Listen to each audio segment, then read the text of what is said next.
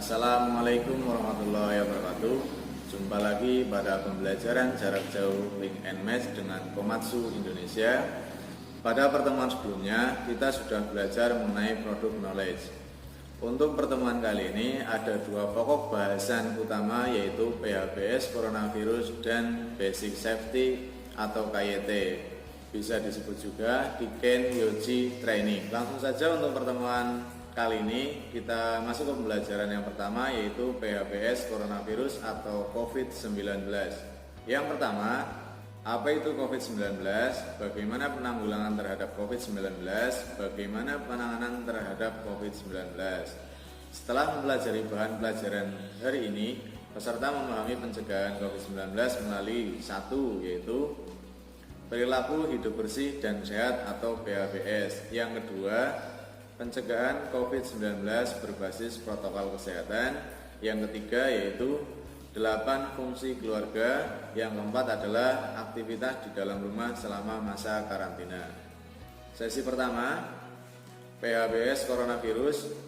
Apa itu coronavirus? Mengenal bahaya dari setiap pandemi penyakit coronavirus adalah keluarga besar virus yang menyebabkan penyakit mulai dari gejala ringan sampai berat. Ada setidaknya 2 jenis coronavirus yang diketahui menyebabkan penyakit yang dapat menimbulkan gejala berat, yaitu Middle East Respiratory Syndrome atau MERS dan Severe Acute Respiratory Syndrome atau SARS. Adapun hewan yang menjadi sumber penularan COVID-19 ini masih belum diketahui. Tanda dan gejala umum infeksi COVID-19 antara lain gejala gangguan pernapasan akut seperti demam, batuk, dan sesak napas. Masa inkubasi rata-rata 5-6 hari dengan masa inkubasi terpanjang 14 hari. Pada kasus COVID-19 yang berat dapat menyebabkan pneumonia, sindrom pernapasan akut, gagal ginjal, dan bahkan kematian.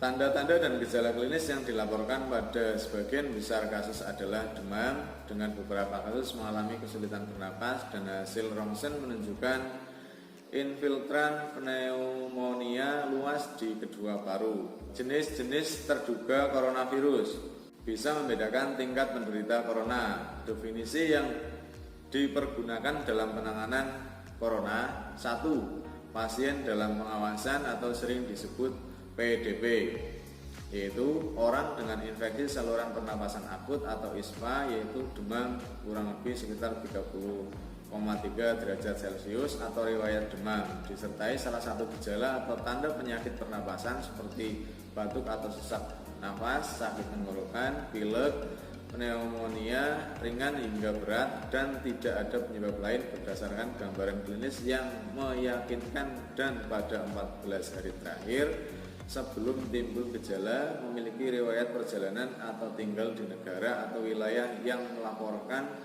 transmisi lokal. Yang B, orang dengan demam kurang lebih 37,3 derajat Celcius atau riwayat demam atau ISPA, dan pada 14 hari terakhir sebelum timbul gejala memiliki riwayat kontak dengan kasus konfirmasi COVID-19. Yang C, orang dengan ISPA berat atau pneumonia berat yang membutuhkan perawatan di rumah sakit dan tidak ada penyebab lain berdasarkan gambaran klinis yang meyakinkan. Yang kedua, secara ringkas saja, adalah orang dalam pemantauan atau sering disebut ODP. Yang ketiga adalah orang tanpa gejala atau OTG. Ini jarang diketahui. Seorang yang tidak bergejala dan memiliki resiko tertular dari orang konfirmasi COVID-19. Orang tanpa gejala OTG merupakan kontak erat dengan kasus konfirmasi COVID-19. Kontak erat adalah seorang yang melakukan kontak fisik atau berada dalam ruangan atau berkunjung dalam radius 1 meter dengan kasus pasien dalam pengawasan atau konfirmasi dalam 2 hari sebelum kasus timbul gejala dan hingga 14 hari setelah kasus timbul gejala. Termasuk kontak erat adalah: pertama, petugas kesehatan yang memeriksa, merawat, mengantar, membersihkan ruangan di tempat perawatan kasus tanpa menggunakan APD sesuai standar. Yang B, orang yang berada dalam suatu ruangan yang sama dengan kasus, termasuk tempat kerja, kelas, rumah, acara besar dalam 2 hari sebelum kasus timbul gejala dan hingga 14 hari terakhir. Yang C, orang yang bepergian bersama radius 1 meter dengan gejala jenis alat angkut atau kendaraan dalam 2 hari sebelum kasus timbul gejala dan hingga 14 hari setelah kasus timbul gejala. Yang keempat, kasus konfirmasi pasien yang terinfeksi COVID-19 dengan hasil pemeriksaan tes positif melalui pemeriksaan PCR. Apa itu proses penanganan terduga dan penderita? Langsung saja yang pertama, orang tanpa gejala atau OTG. Kegiatan surveillance terhadap OTG dilakukan selama 14 hari sejak kontak terakhir dengan kasus COVID-19 terhadap OTG dilakukan pengambilan spesimen pada hari ke-1 dan ke-14. Untuk pemeriksaan RT-PCR dilakukan pemeriksaan rapid test apabila tidak tersedia fasilitas pemeriksaan RT-PCR apabila hasil pemeriksaan pertama menunjukkan hasil. Yang pertama adalah negatif, yang kedua adalah positif. Yang selanjutnya adalah orang dalam pemantauan atau ODP. Yang ketiga adalah pasien dalam pengawasan atau PDP. 4. Pelaku perjalanan. Yang kelima adalah pelaku perjalanan dari negara atau wilayah dengan transmisi lokal COVID-19. Yang selanjutnya apa itu kontak erat? Mampu mengidentifikasi kontak erat dan gejala yang ditimbulkan. Itu pelacakan kontak erat atau OTG terhadap pelacakan kontak erat terdiri dari 3 komponen utama, yaitu identifikasi kontak atau kontak identification, pencatatan detail kontak atau kontak listing, dan tindak lanjut kontak atau kontak follow up. Selanjutnya adalah pencegahan dan pengendalian infeksi.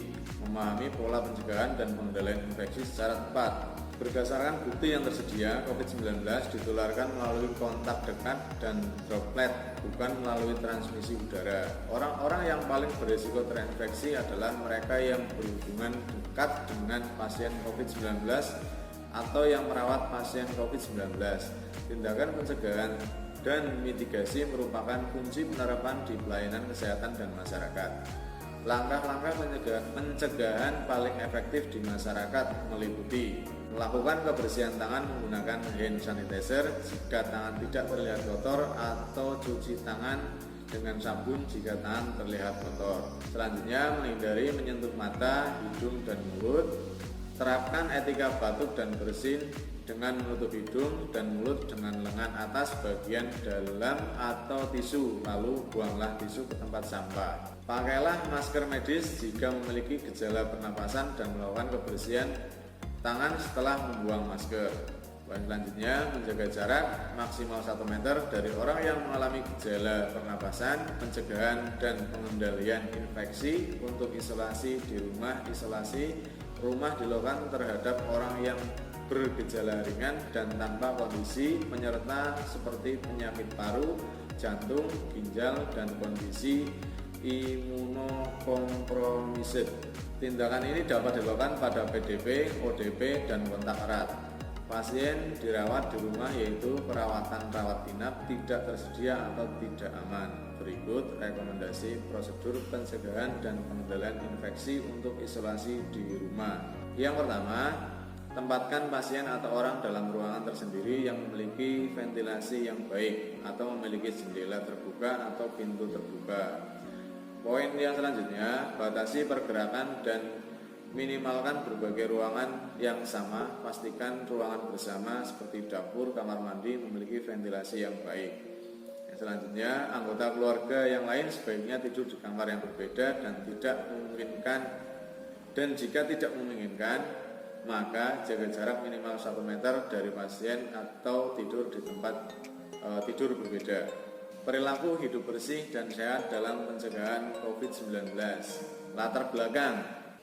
Poin pertama, terjadi pandemi COVID-19 secara global, lebih dari 210 negara termasuk Indonesia. Poin kedua, 1,7 juta orang positif, 102.829 meninggal dunia. Poin ketiga, menyerang pernapasan manusia melalui tetesan kecil, droplet dari hidung atau mulut penderita yang menyebar saat batuk atau bersin. Poin yang keempat, Infeksi dapat terjadi bila menghirup droplet atau droplet yang jatuh pada benda sekitar tersentuh orang lain dan orang tersebut menyentuh mata, hidung, atau mulutnya. Selanjutnya, 10 perilaku hidup bersih dan sehat di rumah tangga. 1. Sering-seringlah mencuci tangan dengan sabun dan air minimal 40 detik. Yang kedua, bila batuk atau bersin, tutup dengan tisu atau siku bagian dalam. Yang ketiga, membuang tisu dan masker yang telah digunakan di tempat sampah tertutup. Yang keempat, bersihkan permukaan benda yang sering disentuh setiap hari, misalnya gagang pintu, saklar lampu, dan meja. Yang kelima, jika permukaan kotor, mereka harus dibersihkan menggunakan deterjen dan air sebelum disinfektan. Yang keenam, tetap di rumah saat sakit kecuali untuk mendapatkan perawatan medis. Yang selanjutnya adalah PHBS di sekolah. Cuci tangan dengan air mengalir dan sabun, membuang sampah pada tempatnya, terutama masker dan tisu yang digunakan untuk membersihkan cairan hidung dibuang pada tempat sampah yang tertutup. Mengkonsumsi makanan atau jajanan yang sehat sehingga tidak memudahkan penyakit masuk ke dalam tubuh. Daya tahan tubuh yang lemah dapat menyebabkan terkena COVID-19. Memilih makanan jajanan yang sehat, bergizi, sumber protein, dan kalori. Poin selanjutnya yaitu berolahraga, menjauhkan diri dari rokok dan asap rokok, dan membuat lingkungan sekolah bebas rokok. Bersihkan ruangan dan lingkungan sekitar, permudah izin bila siswa tidak bisa hadir, tunda pelaksanaan kegiatan di luar ruangan yang mengumpulkan banyak orang, koordinasi dengan dinas kesehatan atau pelayanan kesehatan setempat. Selanjutnya adalah PHBS di tempat kerja, menjaga kebersihan di lingkungan tempat kerja, membersihkan dan melakukan disinfeksi, mengurangi jumlah dan durasi rapat, membatasi kehadiran dan memperbesar jarak antar karyawan dalam pertemuan serta memastikan karyawan menggunakan masker. Kantor menyediakan kebutuhan dan fasilitas kebersihan diri pegawai, sumber air mengalir dan sabun atau cairan pembersih tangan, AC yang dibersihkan secara berkala, sirkulasi udara yang baik. Memonitor pegawai, jika ada karyawan yang memang harus dinas keluar kota, perhatikan riwayat penyakit. Dan selanjutnya adalah tips sehat di tempat kerja. Pertama yaitu santai di meja, kalau ada perlu settingan aja. Yang selanjutnya adalah tidak usah dekat-dekat ya, nanti baper.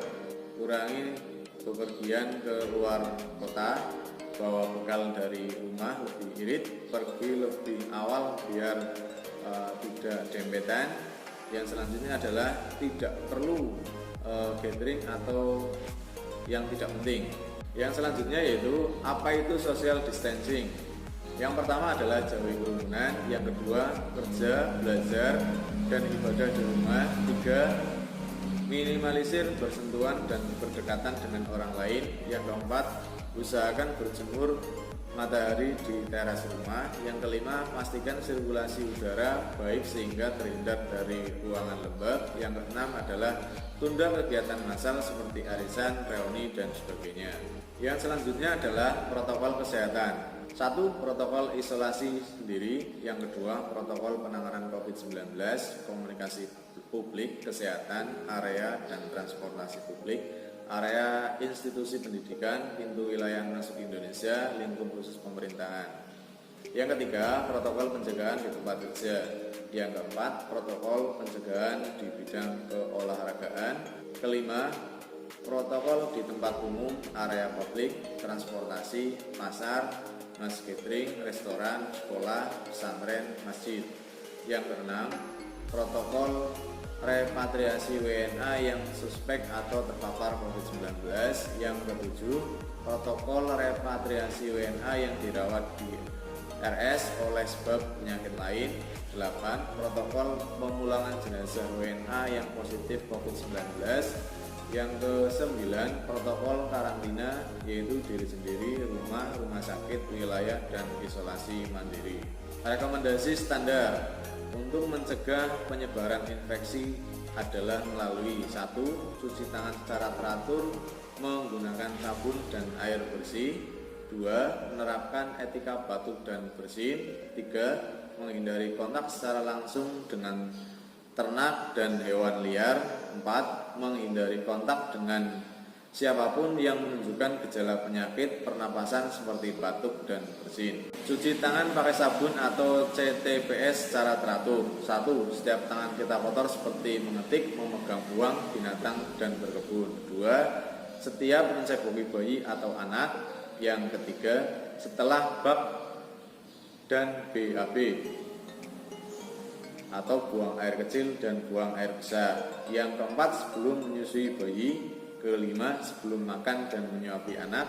Yang keenam, sebelum menyiapkan makanan dan setelah makan. Di sini ada etika batuk atau ilustrasinya, yaitu yang pertama, apabila mau batuk gunakan masker, tutup mulut dan hidung, tutup mulut dan hidung dengan tisu. Selanjutnya adalah yang keempat adalah jangan lupa membuang di tempat sampah. Yang kelima adalah cuci tangan ya, supaya virus tersebut bisa hilang atau bersih dari tangan kita.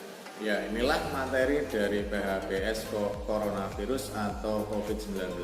Intinya dari semua slide yang ada yaitu menekankan pada kebersihan diri sendiri, lingkungan maupun tempat kerja, dan jangan lupa jaga jarak bila kita keluar rumah atau berkerumun ya, atau di tempat yang ramai. Usahakan kita menjaga jarak, jangan sampai kita berdempel-dempelan atau berkerumun ya. Terima kasih untuk pertemuan hari ini. Wassalamualaikum warahmatullahi wabarakatuh.